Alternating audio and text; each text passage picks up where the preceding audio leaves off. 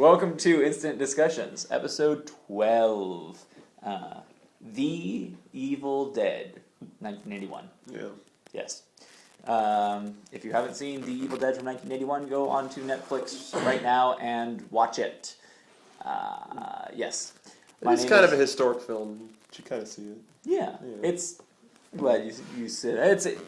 It is. I mean, it is. I don't like horror films, but I will admit that's like kind of a historic film. Like you need to. My name is John. Your name is Steffan. I'm Steffan. Yeah. His name is Tony. I'm a Tony. What do they need named?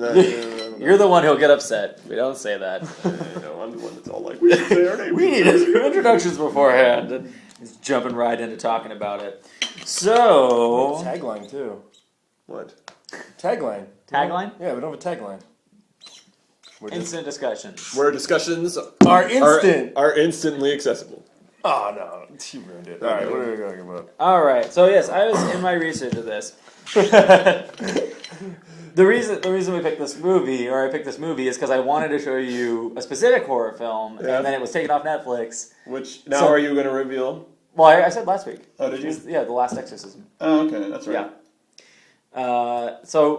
But it actually, I think it worked out well, although it would have worked out better if I had understood you correctly and thought you had seen the other one. It would have worked. Oh, well. But, yeah. But I think this is a good film when you're talking about horror films. So you do not like horror films? No. Generally, no. Generally speaking, no. There are certain ones. What are your feelings? Oh, I love horror films. Okay. Mine's kind of... I don't like the idea, like the general horror film, but there are lots of horror films that I like. So I wanted to go over, as I was looking through the Wikipedia article on horror films, the first thing it says I really like, that says that the horror genre seeks to elicit a negative emotion reaction from viewers by playing on the audience's primal fears. So it just says those last few, other than those last few words, it's true for me.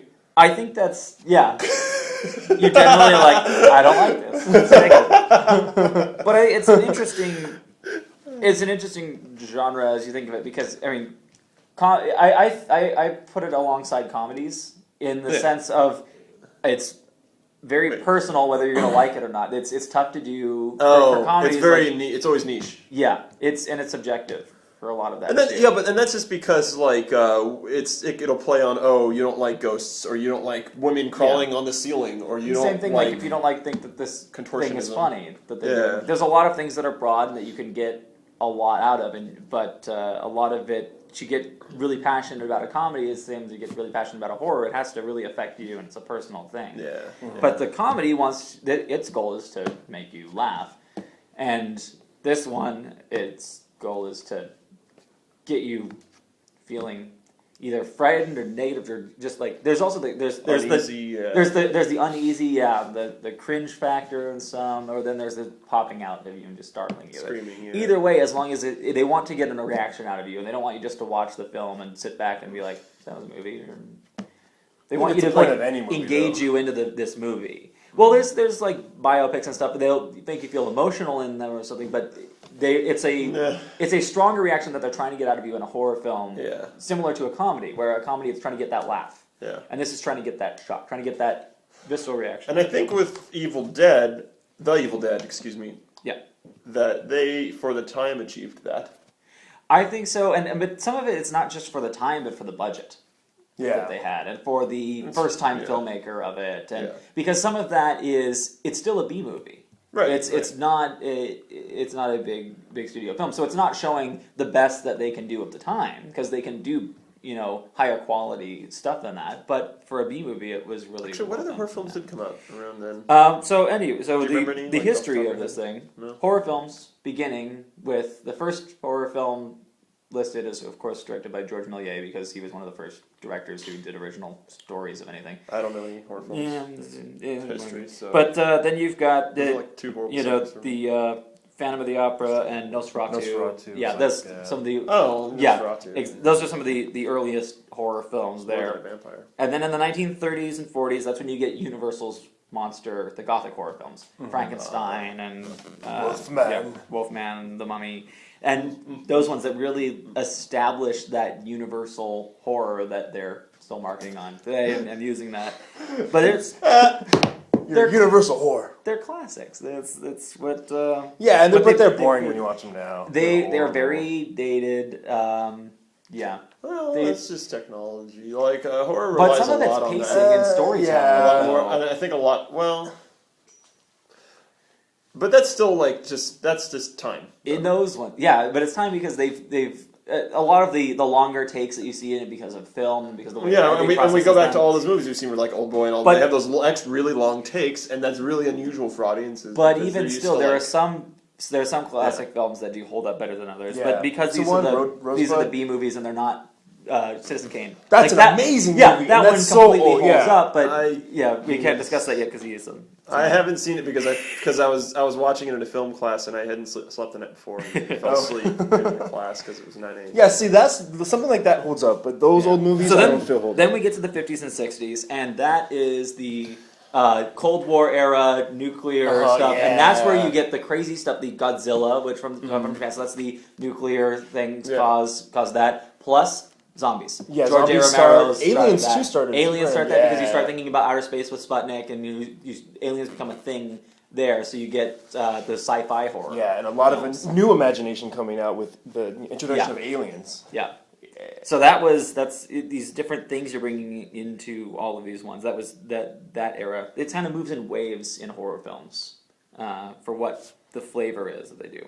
All right, then 70s and 80s. So in 1964, the Production Code of America ended. That was the thing that was censoring films. They're saying this is the things that are acceptable to put in movies, and they were a lot stricter than the MPAA.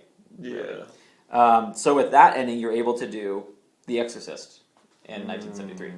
So allowing you to do a lot more, and then they started introducing Satan into that, because before he's got a lot of Christian rules on a lot of things, and they can't have negative endings, and they had to have any movie had to have like a positive ending at the end of it. Yeah, I remember hearing about that. And for me, demons and Satan and all that stuff, that is the stuff that really ends up scaring me. When I watch movies and stuff, those are the creepy ones. I think those are those are powerful one for a lot of people that grew up in a Christian household and grew up in that, because that's like the ultimate villain that you're thinking of, the ultimate nightmare is when you're brought up with that in hell. Now, since you're not brought up in that, I wasn't raised Christian. Well, I was only raised like part. Yeah. Not even. I'm more raised. So that's this is how these horror movies are subjective in these years, because if you grow up in the 50s with the Cold War looming, then the nuclear holocaust stuff really plays on you for that, and if you're growing up with this strong Christian household, anything where it's villainizing or talking about Satan as this thing and hell and being brought up and all of that, and then you're seeing this on the screen and seeing these people possessed by demons, then... Well, for me, though, it's a control issue. Like, when you go up against demons, you really can't do much against them. If there's aliens, if there's monsters, you can pull out a 12 gauge and blow their heads off or whatever. With demons, there's all these new rules. Because, like, possession? There's possession. There's this torture that they can pull you down. If they take you into this world, I mean, they can do horrible, horrible things. They could, rape you with a pineapple forever. So does that include ghosts for you? Yeah, with ghosts, you can't do much with ghosts. Like spirits, ghosts...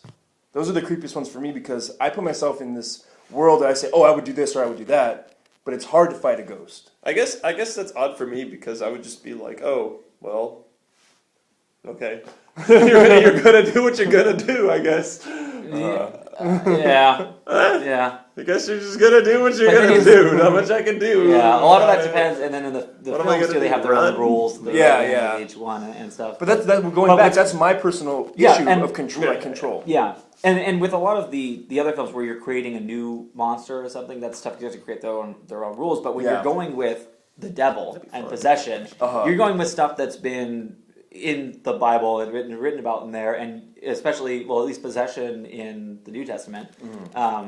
And you're going with things that have now been for 2,000 years have been ingrained in people and taught these things that those exist. So those rules are already in place, and that's a thing that you're not creating this new thing of, oh well, how do you kill a zombie? Well, is this type of zombie or is this type of vampire? Do I kill it with garlic? Is it with light?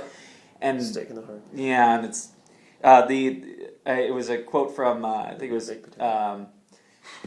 now I'm forgetting his name. T-Bone. Was director's name Max Landis. So Max Landis, son of John Landis, the director. Still don't know. Okay, he's a comedy director.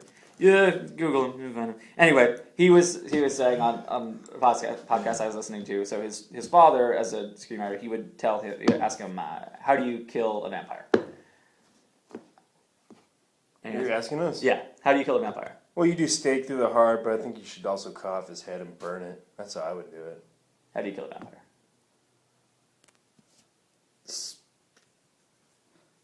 Melt his mouth lips together. That's a good one. I like that. In the words of John Landis, You'd have to snort blood, I guess. in the words of John Landis, any way you want to because they don't exist. That's racist. And that's the thing, as a screenwriter, if you're writing a film, Send him to Africa. yeah. That's how you take care of all your problems. Dude, you're messed up. No, they'd get AIDS. Oh my god. That's exactly where I thought you were going with that. And there's racism right there. That's not racist. Not every Plus, the African sun's has pretty AIDS. hot, so I guess. But the odds, Only they the odds would are- have to be so careful. Yeah. Only 78% of them, okay? That's fucked up. the odds are pretty good.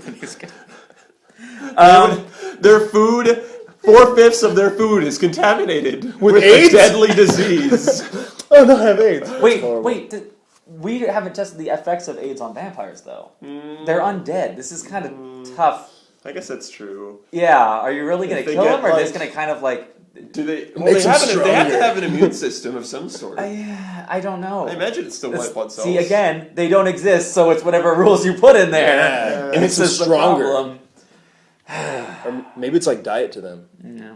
Maybe. So in the 70s, we also get the introduction of, it's kind of the way that Universal created their movie monsters then. Now we get the new movie monsters with Freddy Krueger, Jason, and we get Halloween, and we get Texas Chainsaw Massacre, Look at and all him. these. He's like, You get these. I just don't Now care. these are the movies that all of my friends love these movies, and I grew up watching them and seeing these movies and going, those look totally fake.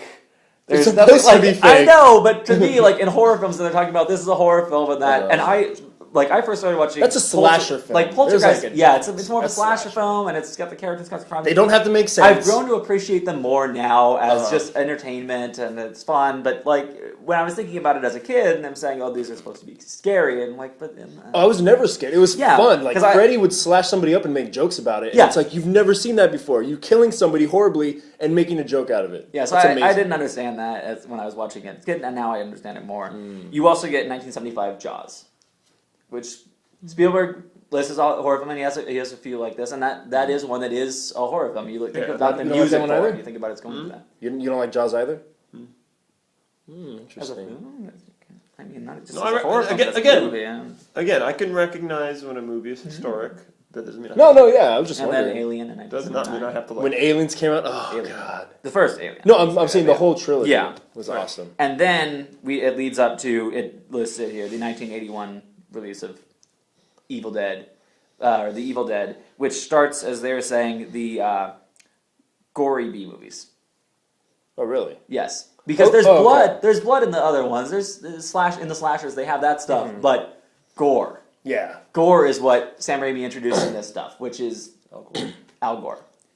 That's just He the made the internet. crazy over the top stuff that he does there, and Uh-huh. it turns into comedy because they That's the bleed thing. more than humans can actually bleed. But Like, okay, there's no going way back that's blood looking in into that. this, I didn't really realize it was supposed to be a serious horror movie. Well, this Even is, watching it now, I was busting up. Like Yeah. I was laughing. Here's what I think, though, too. I know I think it's meant to be a serious horror film, but Sam Raimi does appreciate the comedy of a situation. So even in this first one, where he is more serious than in other ones, I think he's still giving that moment that's kind of set up for laughter, that is able to have you break the tension, but it's still trying to give the horror. Then if you go on to 90s and 2000s, don't have a lot of stuff. Late 2000s is when you start to get, or the mid 2000s is when you start to get the revival of zombies, and then you also get the new found footage stuff in 1999 with Blair Witch Project, and then that leads to Paranormal Activity and that stuff. Cloverfield. Plus, then you get the Saw franchise and the Hostel franchise and all that, which And then which they label as torture porn, but it's really that's a continuation of the stuff that's set up in Evil Dead with the extra gore stuff. Yeah, that's all. Like House of a Thousand it's just Corpses. Done, oh my lord. Yeah, it's just done different. The House of a Thousand Corpses in that it's because when you watch it in the Evil Dead, it's you're saying for the time type stuff, and you can tell like, oh, that's cheesy with that, but then you get the more realistic. I just can't click in on this conversation. Exactly. Have you watched the House? That's why this is is Thousand Corpses. No. I haven't seen Saw. I haven't seen. I just. So that just keep going. They're horrible, but they're fun to watch. Just keep going. to end the history of horror Maybe movies. I'll get some water. Now we get to the remakes of classic films, and we've had remakes before, but this in the past few years we've had the real resurgence of remakes with Freddy, the Nightmare on Elm Street. Oh God, yeah. Carrie's getting a remake. Children of the Corn, My Bloody Valentine, maybe that. Wolfman, and Children of the Corn could be good. yeah, and well they did it. I'm saying they did a Children of the Corn in 2009. They did? Yep. Did it go? Apparently, it wasn't that good. Because don't look at me. Like, If you haven't heard of it, it's probably not that good. So, and that leads to the remake of Evil Dead, which they also did. So this is kind of the problem with picking. I'm totally just out of the conversation. I give that only to give context for someone who doesn't know these horror films.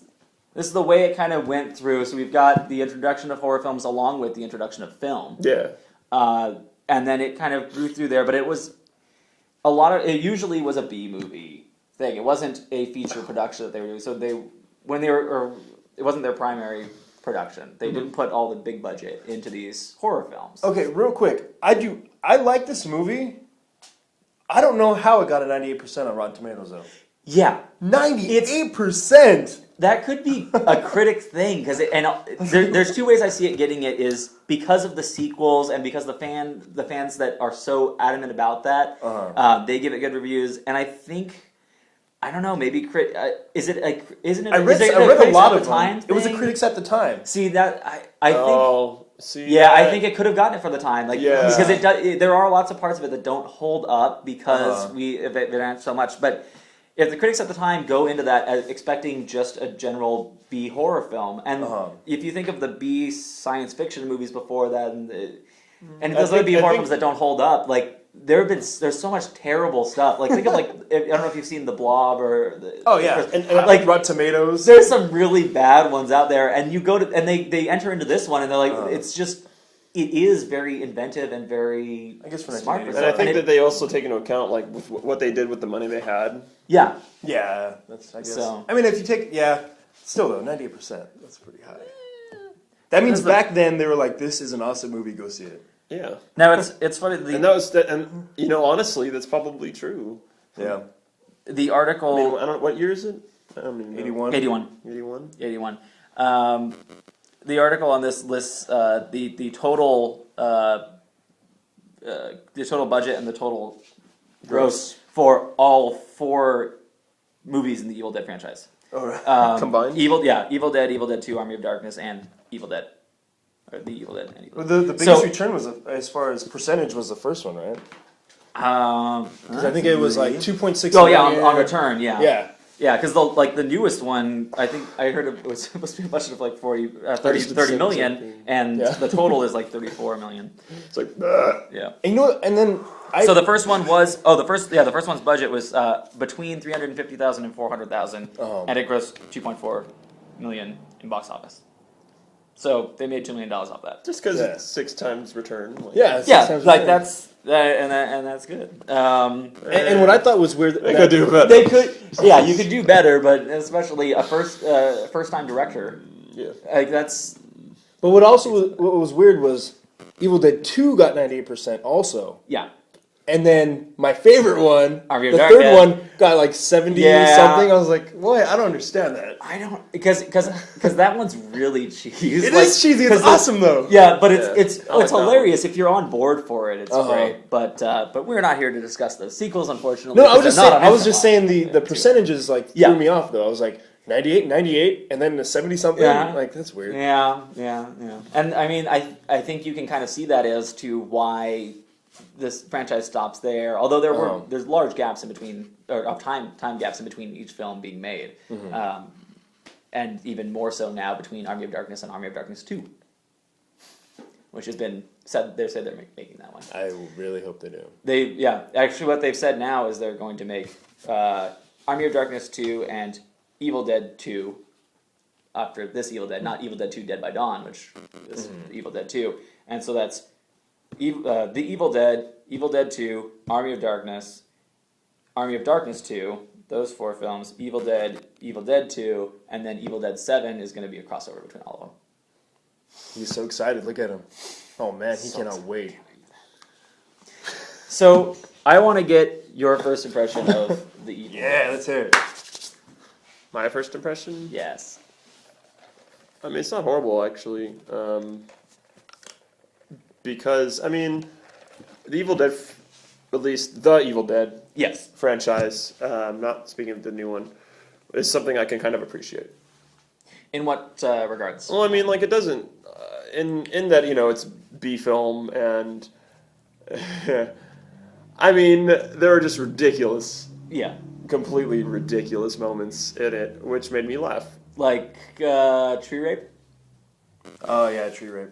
Yeah, ridiculous. Essentially. There's That would have hurt so bad. She would be screaming and have blood all over her dress. that's not. I mean, Oh, she's a virgin. No.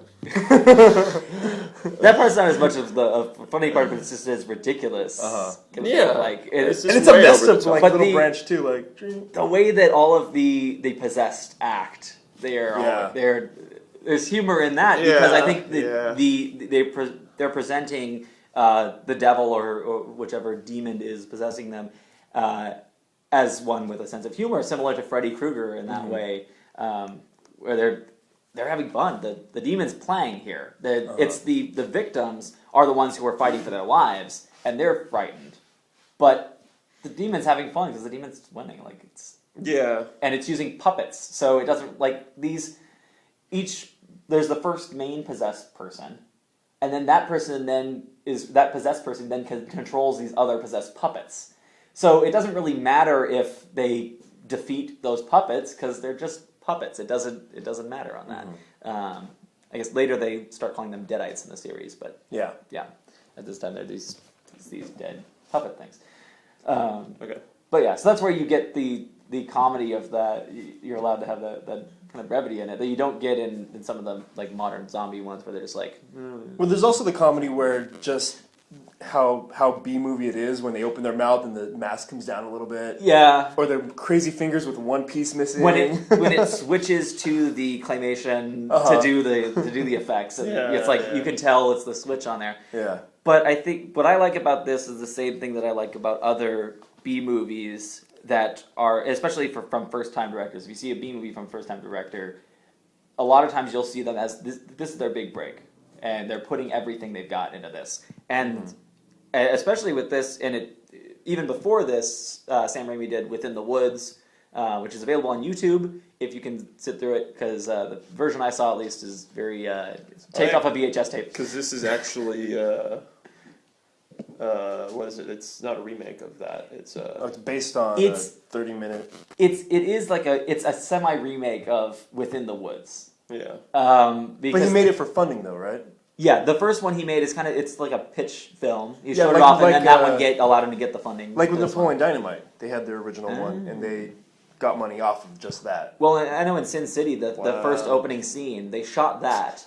And Oh, then, shop that around to all the actors and been like, this is what we're making. And like that's what he showed to Frank Miller to give him permission to make the film, because Frank Miller didn't want anyone to make any of his graphic novels anymore after RoboCop. Sin City. Oh, okay. So the first segment that you see in Sin City, they shot that way before everything else. He showed that to Frank Miller and was like, this is what we're going to do. And as soon as anyone saw that and like looking at the book, and the book is right there on screen. Yeah. So that type of thing was- where you make this short movie's as a really calling card. Uh-huh. And- South Park. Yeah. Yep, South Park had the Spirit of Christmas as the Christmas card.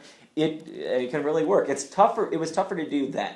In the But you know 70s. what he sold really though was like his style, because there was no real story. This story was so shitty. Well, what's great is in watching that, the camera shots with the tracking through the woods things, those are in the original. Like you can definitely see his style in Within the Woods. So in that one, you can definitely see that stuff's there. He has a style, so it was like a calling card for that. And in The Evil Dead, he sets up that style that has become now that Sam Raimi style, and even any other. There's so many other horror films that now take from that, and take those things. I think what I really like about it is the camera angles that twist and that put it out of focus. What I was thinking there is, for me, it puts you out of control. That type of thing, because in a normal shot, if you shoot just in any film, you get the basic shot when people are a wide shot, especially, and if it's static, then you know the scene. Pardon me.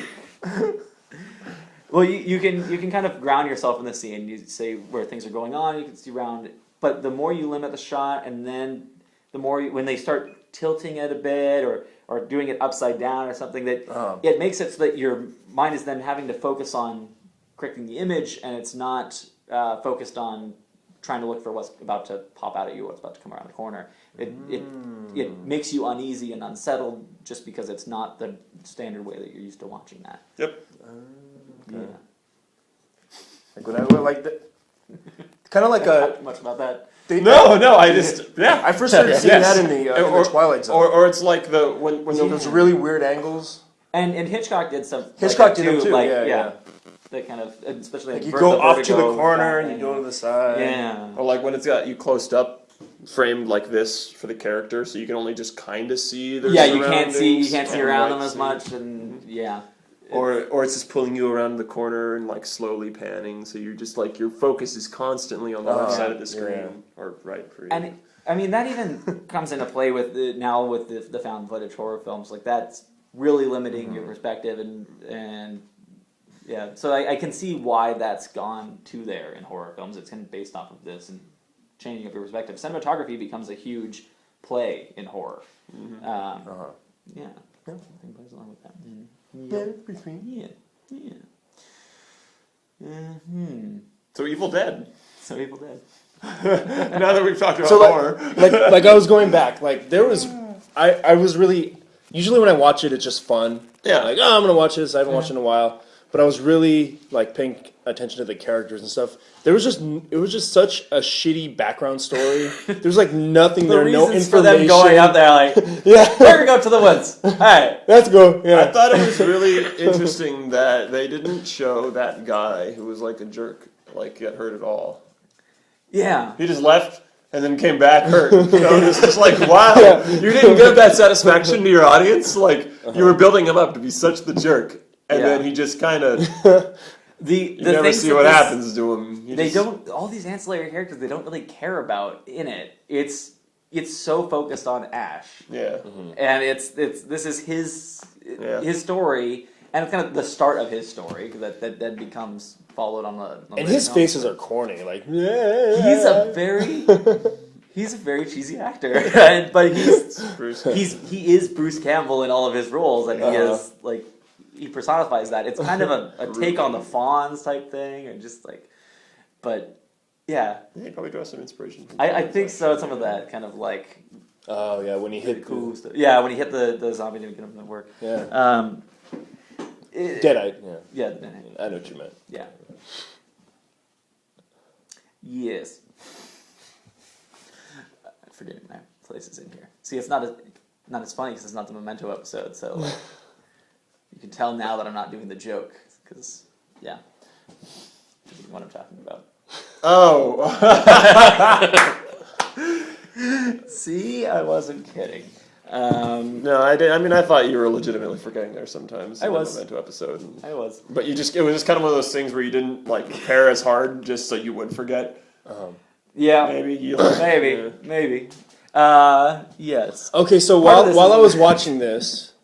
Yeah, I was eating Domino's pizza, and there were a few times where I had to turn my head. You just put the pizza down. You're like, no. Yeah. There was a few good. Like when he sticks him in the ankle and starts just rubbing around. Even though it's so corny, like it's still kind of like a few of the like, vomit like. I thought that's what I liked. What I thought was interesting, and it's probably just because they ran out of stuff. Yeah, It's like they had milk, they had some blue stuff, they had some like Oat milk. chocolate milk over Yeah. there. But it did kind of like It made you. It's like gross out factor, like cringe Yeah. factor for that because it's not just the clean blood that you get in the other slasher films. If you just cut someone there's blood, it's like but we're kind of more used to seeing that, and that's something that you see in life that people bleed all day, that every day in happens. the streets People of get Whittier. cut and stuff. Like you're used to seeing blood, but when you see that the gore to it, when you add the milk, when you add the other stuff to it, and make it that gross stuff, like what's coming out of it, because, and they can kind of get away with that because they say they're infected with this and they become possessed, so they get this demon thing and that, so they're kind of like rotting already. So that adds to that, and it adds to that disgusting feel. like when you were watching it, how did you feel? I You're just kind of like, this is lame. I didn't feel that. I don't know. For some reason, that doesn't really ever get to me. There's certain things that get to me in horror films. Very, very, very few in specific, though. Like when they're cutting through the arms and stuff, and it's just like stuff. You're just like, oh, whatever. Yeah, I mean, I'm a makeup artist too, so it's like what I like when knowing how to kind of do some of it kind of kills it too. So, well, on top of the fact that like growing up, like I was just never grossed out by things like that. I'd just be eating, and someone's like, "How are you eating that?" I'm like, "What?" And there's like all this crap going on the TV. I'm just like, wow, nom. I'm hungry. Yeah, exactly. You're a robot. That's another reason Got no soul. why I liked some of the more modern Liquor store doors don't open for me. the more modern horror films is because they've gotten so good with the prosthetics and when you put a They budget, have gotten really and when you good. put a budget behind it. So I love watching those now, and you're seeing like I most wa- people are watching those and they're like the audiences are grossed out by that, and it's the same thing. I watch it. I look for it. I love like You're when like, we watched that the new is one. I great. was just like watching. I was Yeah. like, to watch out, just see how they do it. But this one, it's still the low budget stuff, and it's I don't think he went to a lot of schooling for. I could mimic all of it, like pretty much. Can mimic it pretty It's easily. easy. Like it was. It's really a lot of toilet paper. I'll tell you that. He was really inventive with his with doing it, but I don't think he was one who's gone to school for prosthetics and all of that stuff. I think they used about a roll or two of TP, maybe. Probably more, depending on how many shots they did. Yeah, how it takes. Yeah. Probably bought a 4-pack, and that was the budget for 99-cent toilet store? paper. Yeah. That's cool. Probably cheaper though because Oh, back then with a 49-cent store. I don't know how that worked. So initially, I had thought when I always thought back to this film, I always thought of it as being slow, and it takes a bit to get there, but. There's that settling in the cabin stuff, but it doesn't take really as long as I had thought for it to start. That's what I wrapping up. noticed too. And then it's just thing after thing happening and having to deal with that, and it's I think that first part seems longer than it is because you're waiting for like when's the horror stuff going to start. You know what's also I might have missed that because I had started it. I had started at a certain time because I'm all like, I need to get to sleep by this time, meaning I have to start it now. And then I was just like, I'm kind of hungry. So and then you're I'm just like, I guess I'll just run quickly and go. So I missed the beginning a little bit. Oh, okay. there's a pause button, but You he's got to sleep at the right time. I don't like interrupting myself moves, and I even had to stop. How could you understand all of the backstory for why those people are? I mean, you see them die, but you don't care about Why? them. So that's why you didn't like it. Oh, going back, one of the things I noticed was it was actually a lot better quality than I remember because I watched it on VHS so many times. I was like, oh, okay, it's not as bad. There's I thought that was kind of cool. Yeah. When going from VHS to Netflix. Yeah, you get the digital, it's clean, and you can actually see everything on the thing. Fancy the little grain going across it. All the little like thumbs, real thumbs instead of zombie thumbs. Yes, Yep. But it's this is inventive, fun stuff. What really stuck out for you guys? Probably the most, or like that you liked the most, or like for me, it was the nostalgic aspect. Yeah, I would watch it as a kid, and I was like, "Oh wow, this is different." So that's a huge part of it, and just like going back, it's just the introduction to like gore, like the gore that type of gore. Nonsensical gore. Part of it too is it's tough to watch it with fresh eyes. We're not talking about the vice president today. Sorry. He's not the vice president anymore. You still call him. I know you still call him vice president, but really, he's just hunting man, bear, pig, and he does what he. Excelsior. He sold his TV network. He can't talk anymore. Did he have a TV network? Yeah. Oh. Yeah. Oh God. Own. Yeah. No. Current TV, which sold to Al Jazeera. Oh, that's Everyone was all right. like, everyone was all like, "What? You sold it?" Yeah. Okay. Anyway. Yeah. So- Anyway, current events. Maybe not so current, I guess. Yeah, it's tough to watch this as for the first time again, especially not just like even though I hadn't watched the Evil Dead in so long because I had watched the sequels more. But because I'm so familiar with the sequels, you're just familiar with Ash as a character, and you like Bruce Campbell has become such of that persona of Ash, and even there's the film My Name Is Bruce where he plays Bruce Campbell, but fights zombies and stuff based on it's a really crazy film with that, but not connected to it. But so this is what's nice about watching this film, having experienced those other ones, is now you look back on this as this is how Ash started. This is how it all began. Like when you see the Necronomicon, you're like, oh, yeah, Necronomicon! And when she goes up to that, when she comes up on the window and starts doing that thing, it reminds you of for me, Army of Darkness but it's a little bit better looking and freaky. Yeah. So it's one of those films where if you've watched it as a kid, you get introduced to this younger, then it kind of plays better because as a child, when you haven't been exposed to as much film, and if you're exposed to more different types of things, then you could watch this and be like, oh, that's not as good as this other thing. But all the other things that have come after it have been inspired by this, and this is that movie that made other people want to make these horror films like that. Yeah. It's like Velvet Underground. Like, they're whatever, but a lot of people base their music off of them. Yeah, it's that kind of thing. Like, plus, there's 2 boobies in there. As a kid, I was like, I thought you were talking about Velvet Underground. oh, This is a banana or something. I was like, sweet, 2 boobies. Like when you're a kid, you pause it and you're like, okay. I don't remember. Were those on a Deadite or on a? No, they're under the regular humans. I didn't remember because I mean Deadite boob doesn't. That doesn't really count. Yeah. Just like when you see the adult rating on Resident Evil and you go, oh really? Oh. Yeah, you're like, oh, they threw in a boob. Yeah. A dead boob. Dead boob. Okay. Well, so, your favorite moment or favorite thing about this film, just in general? Yeah, I don't know if there's like some of the ones I kind of want to discuss in a minute when we go on and discuss the next thing, because coming back to it and watching it kind of reminds me of those. But I think most of it is just seeing Ash become Ash. Yeah, Ash. That's mine. Yeah, it's Ash. Yeah, there's a reason. I love his character, and that's just Ash is Evil Dead to me. Yeah, he is that one. I mean, I bought the video games. Yeah, I played one of them.